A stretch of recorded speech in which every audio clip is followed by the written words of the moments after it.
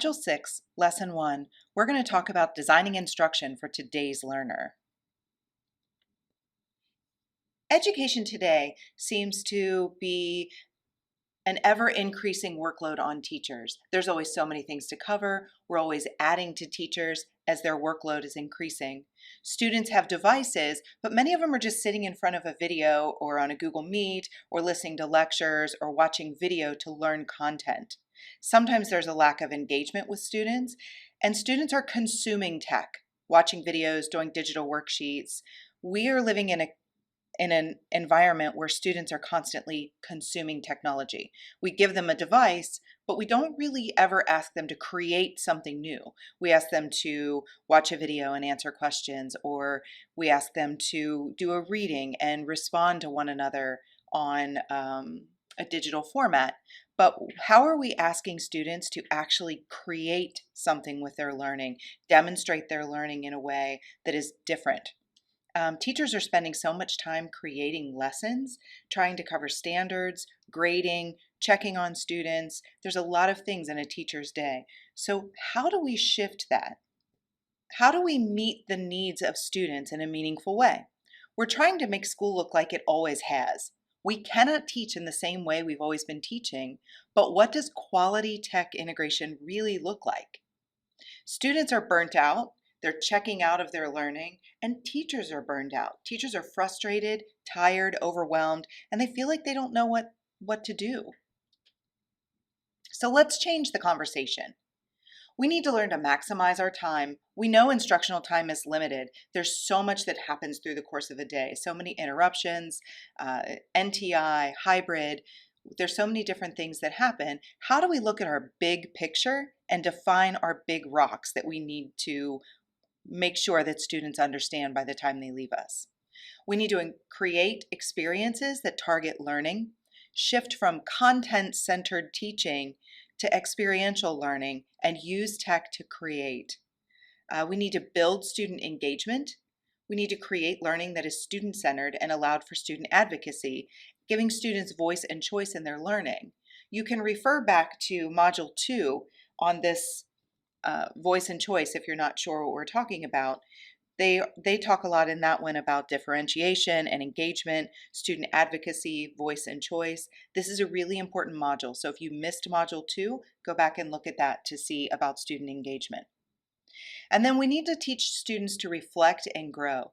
Keep in mind that this is about a process that students go through, not necessarily the end product. Students learn to reflect on what they did and did not go well and grow from that. So often we give autopsy feedback.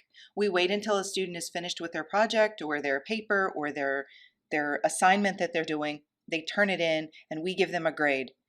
But this is about changing the conversation. If we're continually giving student feedback through the course of their project or their learning, then we don't wait until the end, and then we ask them to grow and learn from that and reflect on what they did. So there are some digital learning opportunities that you can naturally build into your lessons. You can teach soft skills. These are skills that are essential to anyone in college or career. We're talking about critical thinking, collaboration, communication, creativity, excellence in outcomes, all of those soft skills that students need to be successful today. You look at feedback versus grading. Feedback fosters growth, but grading actually discourages risk-taking. So how are you setting up an environment where it's okay for students to fail because they'll have a safe place to get up and try again? Remember, if you're giving feedback to those students along the way and they learn how to give feedback to one another, they can actually grow from that because they start to look at things different through the process. Tech integration, using technology when and where it is needed to enhance learning. We have these devices now. The walls around our school, the walls in our classroom should not limit what we are able to do. I think we've all seen that through 2020 and 2021. Now we've been able to communicate with people that we're not in the same room, not even the same city, and we can actually create things and use this technology to do things that we couldn't do before. Teachers should be the facilitator in a classroom. Students should be learning Students should be leading their learning and engaged enough to want to lead it. You can also embed social emotional development.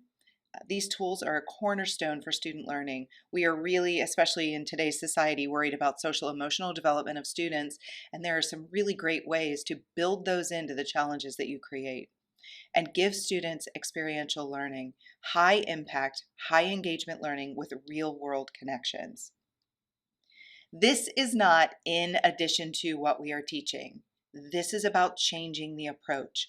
How do I take what students need today, change the way that I'm doing it so that it's a much easier way to approach it for me and a much more impactful way for students? So many times I'll go through professional learning or professional development, or I'll go to an online class or something, and I hear all of these great ideas. But the question I'm always left with is, how do I actually do this? What does that actually look like? We can listen to people talk all day, but how do I take that and make it happen in my classroom tomorrow? So here's where I want you to start. I want you to choose your challenge. Choose your focus. What is your focus? What do you want students to learn? What standards are you trying to incorporate into this challenge? What do you want your students to learn and understand? What's important to know and be able to do? What is your purpose? And how am I embedding tech into this challenge? So when you choose your challenge, you need to choose something where students can have self-advocacy, where they can embed technology, where they can have choice and voice in their challenge. And then you're going to design your plan. What are ways that students can demonstrate their understanding? So often we give students content and then we expect them to spit it back to us in a test. Make sure that they understand it or they've memorized something. A lot of times the things that we're asking them to memorize is something they can easily Google on a device. So let's look at student understanding and actually making meaning of what they're learning. So how are you giving students ownership of their learning? What choices do they have? What other elements are you building into your challenge? This is a great way to build in those SEL lessons, the social emotional, the digital citizenship, community engagement, so many things that you can build into your challenge very naturally.